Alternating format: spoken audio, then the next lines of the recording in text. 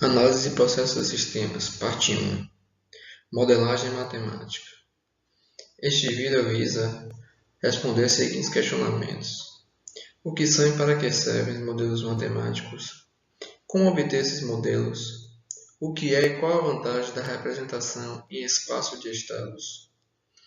E aplicar em um exemplo, posicionador eletromecânico.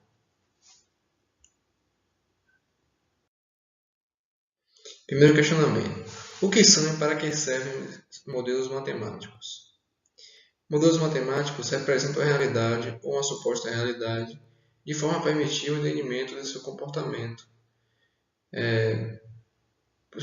Aqui temos dois exemplos, um é de área de superfície esférica e outro de um quadrado. Nós analisamos ao enxergar uma esfera e tentamos compreender qual será a área superficial dessa esfera. Se eu quiser enrolar um papel ou um saco, quanto eu vou precisar cortar ou enrolar para poder cobrir essa superfície? A gente pega essa realidade, que é um objeto visível, tangível, e a gente, a partir dela, faz análises matemáticas e cria uma equação, A igual a 4πr ao quadrado. A gente também pode inferir o volume. Se eu quiser encher essa esfera, seja uma esfera, uma bola ou uma esfera em armazenamento de gases industriais, qual o volume que eu posso colocar nela? E através de análises matemáticas, nós também podemos criar uma equação, 4/3 de πr ao quadrado. A partir disso, a gente pode fazer simulações e testar se realmente essa equação corresponde a volume e área de uma esfera, assim como um quadrado segue a mesma intenção. Para realidades supostas, você pode imaginar a consequência de alguma ação e tentar criar uma equação, um modelo matemático para o que você imaginou, que ainda não experimentou. Dessa forma, você pode criar equações para coisas imaginárias. Por isso existem diversas teorias. E a teoria é uma das partes fundamentais do método científico.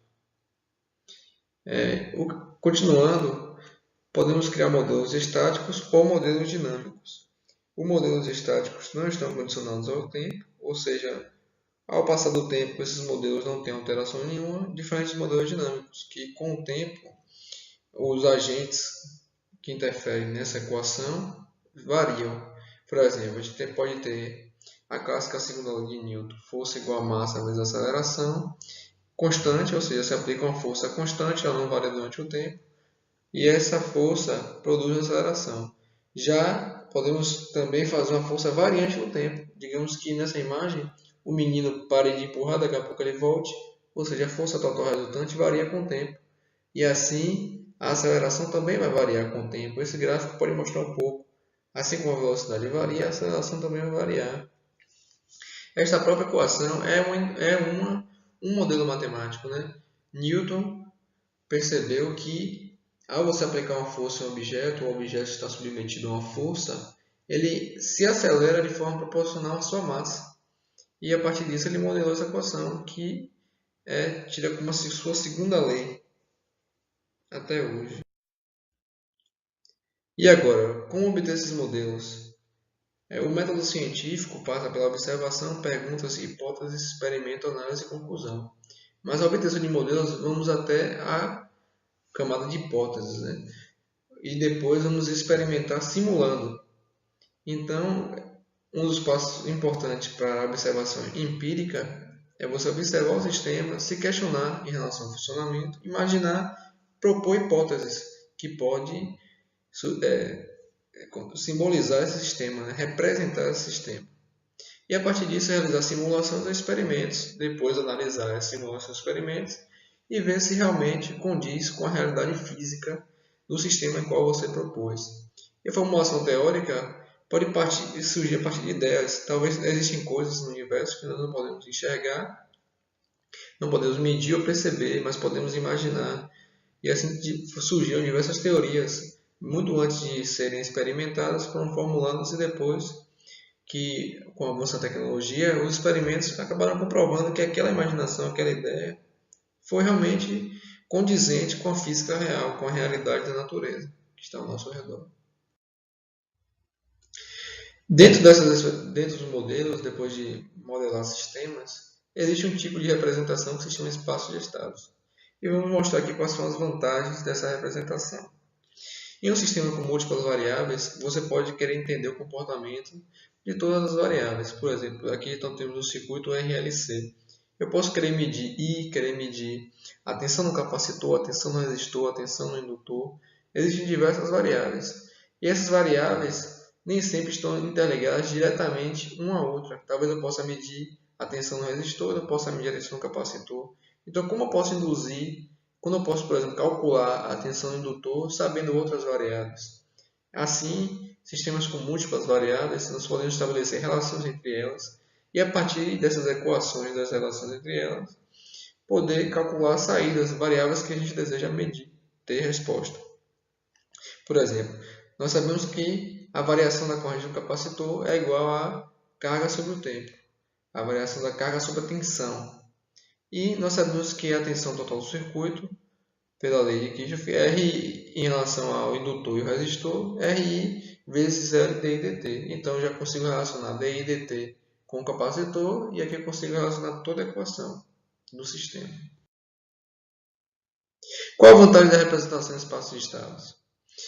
A vantagem é deixar de forma bem clara e poder utilizar métodos matemáticos para poder solucionar equações de variáveis inerentes ao sistema. Existem as entradas, que são as variáveis que modificamos, que são modificadas. Existem variáveis internas nos sistemas que elas mudam, mas não é ela que nós desejamos medir. E existem as variáveis saídas, qual a nós desejamos medir. Por exemplo, aqui nós podemos enxergar através de quatro matrizes diferentes como funciona essa representação em espaço de estados. Nós colocamos ao lado esquerdo da igualdade as variáveis de estados, isso em sua forma diferencial, e depois relacionamos a matriz A de T com essas variáveis de estados para representar as equações. Depois colocamos a matriz B de T para poder relacionar com as entradas, e a saída Y de T tem a matriz C de T que relaciona com as variáveis de estado, e a saída D de T que são variáveis que têm resultado direto, não passa pelo sistema e tem resultado direto na saída.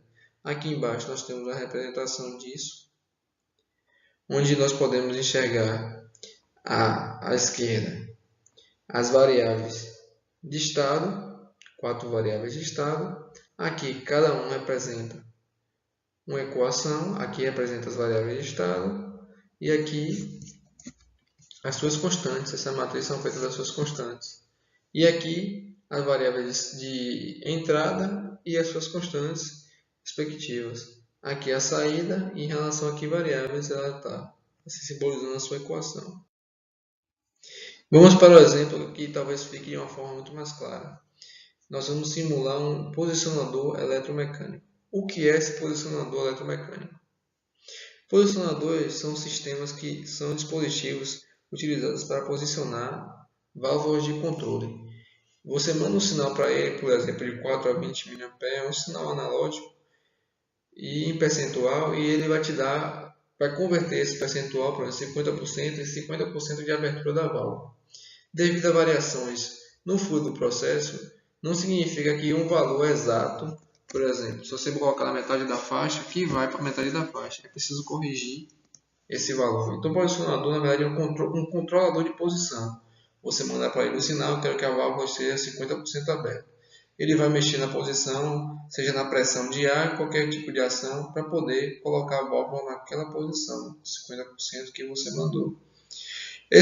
Na área da indústria de processo químico, a força que é utilizada para poder movimentar a haste da válvula é oriunda de compressores de ar. Você coloca pressão de ar que aplica sobre um diafragma e isso faz movimentar a haste, que coloca a posição na qual você deseja. O posicionador, ao mesmo tempo que ele vai enviando sinal de ar, ele vai medindo a posição e corrigindo de acordo com o desejo do controle. A ideia desse sistema posicionador eletromecânico, que ao contrário de um sistema de ar seja colocado no sistema eletromecânico composto substituindo a pressão de ar por uma solenoide que gera uma força magnética, a qual atua controlando a posição da válvula. Assim é possível medir a posição ou inferir a posição e, a partir disso, colocar um valor desejado na tensão, que serão as entradas, a força externa, que é a variação do fluido, e a tensão, para poder colocar a válvula na posição desejada. Para poder formular as equações e obter os modelos, é preciso estabelecer as relações constitutivas. Como eu disse anteriormente, a obtenção de modelo pode ser de observação ou de imaginação. Aqui nós iremos utilizar conceitos clássicos da física, que é o conceito de conservação de momento. Nós vamos pegar cada força, entender como funciona cada força e estabelecer a relação entre elas no sistema. A primeira que a gente vai tentar entender é a relação da tensão com a corrente, a qual a gente coloca uma equação do circuito RL, que L é a bobina da solenoide e R é a resistência do circuito.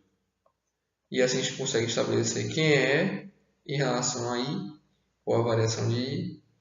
A gente consegue, utilizando conservação de momento, ou seja, massa vezes aceleração resultante de todo o corpo, é igual a força externa, que está no sentido positivo para cima, menos força magnética, que é a força que a solenoide vai aplicar, força elétrica, força do amortecedor, menos a massa, que é a força peso,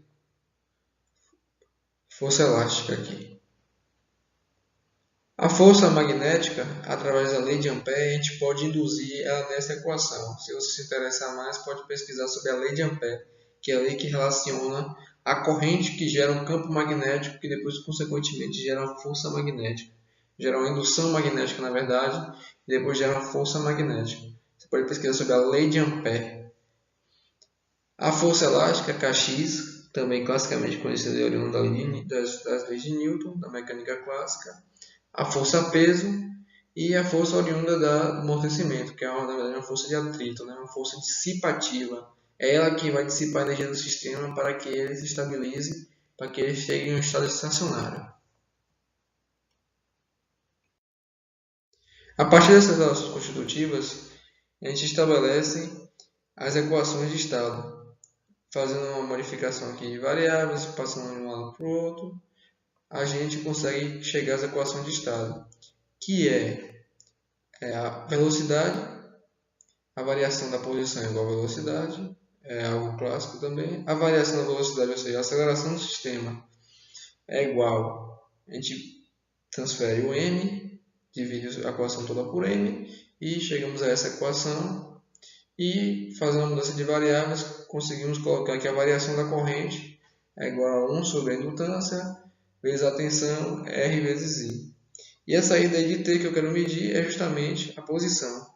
Aqui, ela tem um curso de 5 centímetros e eu quero medir esta posição.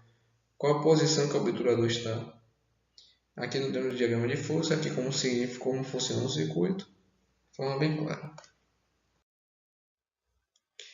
Para poder apresentar espaços de estados, nós precisamos linearizar o modelo. Aqui essa equação é não linear, pois a equação da aceleração, ou seja, da variação da velocidade, pois há um i ao quadrado em relação a ela.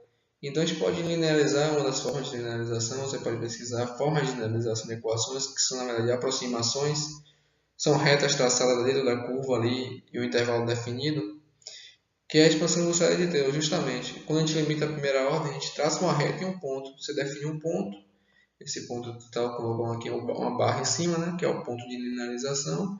A gente escolhe um ponto e ali, naquele ponto a gente traça uma reta com um ângulo similar à curva que está passando ali naquele momento. E essa linearização nos dá essas equações de resposta. Eu tiro o i quadrado, que eu derivo cada variável, faço uma derivada parcial em relação a cada variável da equação toda e obtenho essa equação, linearização por série de Taylor. As equações de estado, pronto, agora definidas, Eu coloquei esse I chapéu, X chapéu e V chapéu porque na verdade todos estão no ponto de linearização, ou seja, variáveis de desvio. Depois que você lineariza, você vai estudar o sistema a partir daquele ponto de linearização. Você vai colocar como se o sistema estivesse praticamente partindo da linha, analisando o entorno daquela região. E aqui, a partir disso, eu posso montar minhas matrizes do espaço de estados. Né? Aqui eu posso colocar na forma de espaço de estados, que são essas matrizes. A primeira matriz é a matriz das variáveis de estado, x, v e variação na corrente. Você multiplicando aqui e resultando, você vai ver que no caso, multiplicando aqui linha versus coluna, você vai ver que x é igual a v na primeira equação. Depois na segunda, v é igual a menos kx sobre n, que é aqui a massa dividindo tudo. E fazendo a multiplicação pela linha, você acha exatamente essas equações. Depois somando, você acha justamente essas equações. Aqui são as variáveis de estado, é a matriz das variáveis de estado, a matriz dos coeficientes da variável de estado, também chamada de matriz A por algumas literaturas. Aqui são a matriz dos coeficientes das variáveis de entrada, chamada também de matriz B pelas literaturas, em relação às variáveis de entrada. Aqui a matriz C, que é a matriz das variáveis de saída, no caso só temos uma. E a matriz D, que são as chamadas matriz das medições, ou variáveis diretas. São variáveis que não passam pelo sistema. Elas interferem direto na saída, sem que ela passe direto pelo sistema. A partir de agora vamos reproduzir um vídeo que mostra a simulação de como fazer isso em um método computacional.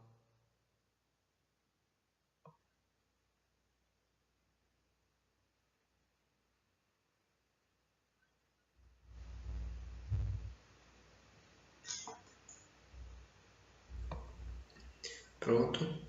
Agora vamos simular.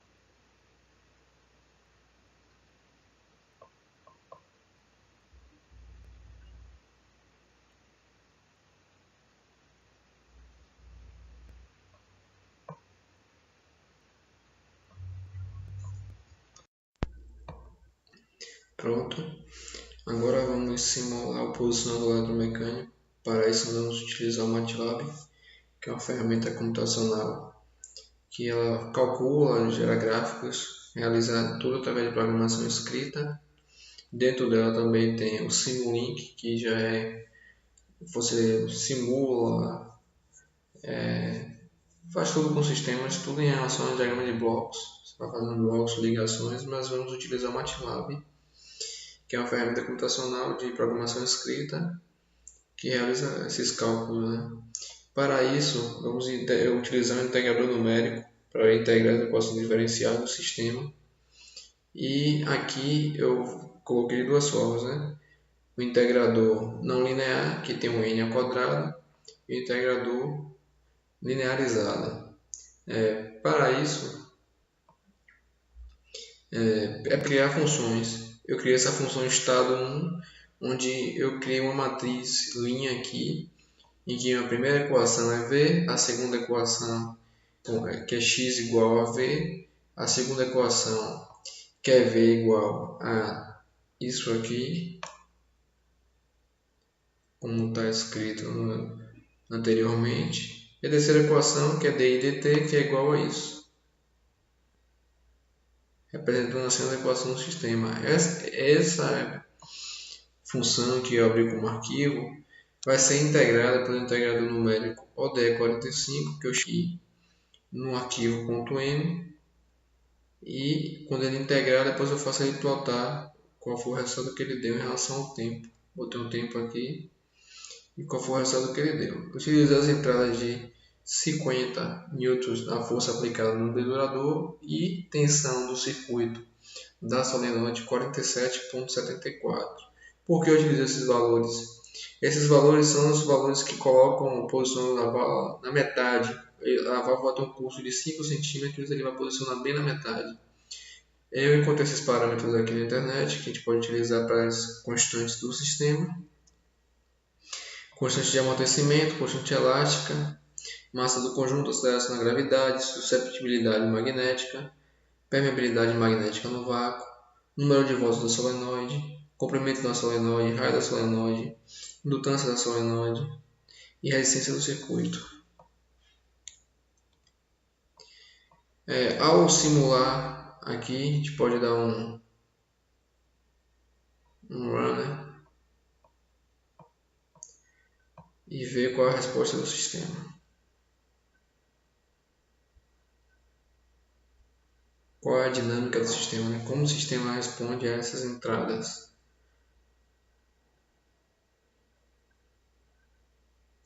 Essa figura 2 aqui está plotando a posição, ou seja, a válvula está totalmente fechada, posição 0, ela dá uma oscilada, vai lá em cima, volta, oscila um pouco por causa da mola, né? Tem uma constante elástica elevada. E se estabiliza aqui em aproximadamente 0,025, que em metro, de metro para centímetro, dá aproximadamente 2,5 centímetros, que é exatamente a metade do curso da válvula. E aqui podemos entender o comportamento da corrente com o circuito RLC. Assim que o indutor, que é a solenoide, se carrega, fica uma corrente constante, né, que é igual a E sobre R, que quando varia a corrente, o indutor vai se carregando. E aqui em preto é a velocidade. A velocidade, assim que é aplicada às forças externas, né, ela dá uma oscilada e depois vai a zero porque o sistema está parado. Ele vai estar estacionário, né, a válvula fica parada no obturador. Com isso, a gente dá para entender um pouco do comportamento do sistema em relação a essas entradas. Se eu aumentar um pouco essas entradas aqui, por exemplo, se eu aumentar a força externa para 52 e mandar rodar, provavelmente vai dar uma posição maior, tá vendo? 0,05. Aqui teria já até estourado, né? Porque já passou de 5 centímetros. Eu aumentei o valor da força externa, a válvula subiu mais de 5 centímetros. E aqui dá para entender que a dinâmica da velocidade continua a mesma. Agora, se eu aumentar aqui para compensar a tensão, podemos perceber que ele retorna, agora está abaixo de 0,05 e que a dinâmica da velocidade é a mesma e a corrente continua sendo a mesma, só que se aproxima um pouco mais de 1 porque eu aumentei a tensão. Se eu fizer algumas modificações nos parâmetros do sistema, como por exemplo aumentar a constante elástica, sei lá, para 80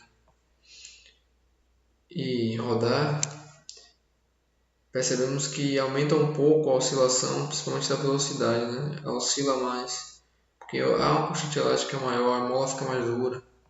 E se eu aumento consideravelmente a constante de amortecimento, então você vê que a oscilação diminui bastante, né? Você vê que aqui já não oscilou tanto, subiu, mas não oscilou tanto. Assim como na velocidade, né? Se eu aumentar mais um pouquinho aqui ainda, vai perceber que a oscilação diminui bastante. Você vê que aqui já nem oscilou, subiu, desceu, mas já não oscilou bem menos. E assim a gente pode simular sistemas dinâmicos através do MATLAB. Aqui são as equações de estado, x igual a v, dx dt é igual a v, dv dt é igual a isso. Você sempre separa por ponto e vírgula, e d e dt é igual a isso. Essas são as equações do estado. Depois eu coloco aqui em relação a duas variáveis, t e x no caso, e eu integro através do integrador numérico. E ele me dá essa resposta, depois eu boto t e x. E ele me dá essa resposta para poder estudar a dinâmica do sistema. Assim a gente pode entender como o comportamento da posição, que é a minha variável de saída, com a variação das entradas e dos parâmetros do sistema.